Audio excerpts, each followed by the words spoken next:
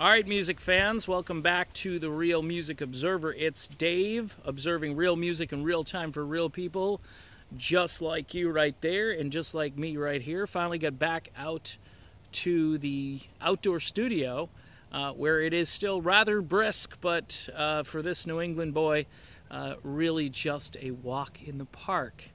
You know, speaking of parks, wouldn't it be nice if Steve Perry would park himself at the benefit concert that Neal Schon is putting on February 9th. Now, I mentioned this in passing about a month or so ago when it was announced, maybe 2 or 3 weeks ago at this point.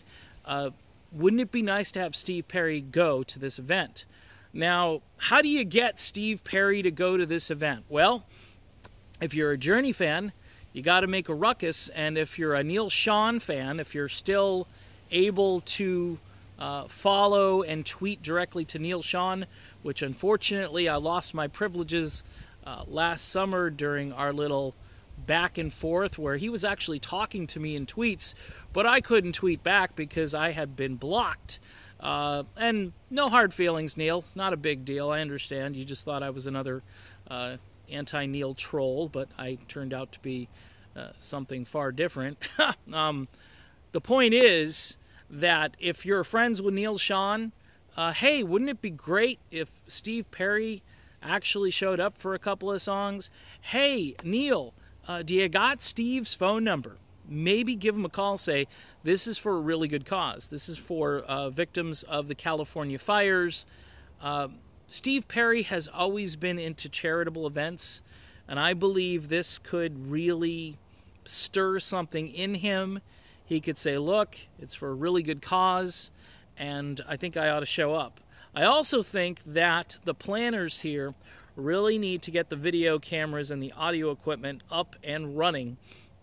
So folks like yours truly, who hasn't yet been invited to the event, and I would need I would need soup to nuts to get there because it's not in the budget. But and plus I didn't buy a ticket, so someone would have to sneak me in and then maybe assign a bodyguard to me at that point as well. So it'd be pretty expensive. I'm not actually looking for that. It's not plausible, and I'm just kind of kidding around here. But the point is, you have to create some sort of buzz. Hey, is Steve Perry going to show up at the benefit concert? Wouldn't it be amazing? And look, this gives Dean Castronovo a break for a couple of songs. Steve can pick the song he wants to sing, if he wants to sing just one. I had ideas already. I think he should sing Lights, and I think he should sing Lovin', Touchin', Squeezin'.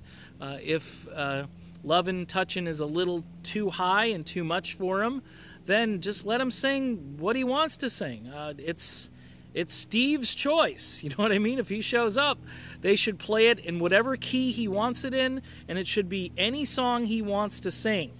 So that's my thought on the Steve Perry showing up at the benefit concert idea. We have to create kind of a buzz in order to get this going.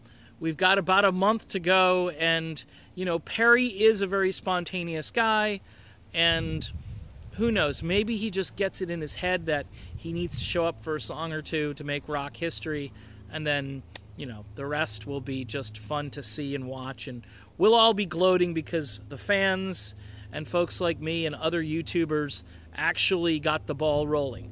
So let's see what happens. Steve Perry, we need you to show up at the benefit concert. You'll make rock and roll history, and you know what? It would be a real feather in the cap, too, for Neal Schon and Team Neal, as he looks like the more authentic version of Journey. All right, I'm Dave, and this is the Real Music Observer. We'll be back observing more real music in real time for real people in the real outdoors. Yes, it's going to warm up, folks, eventually.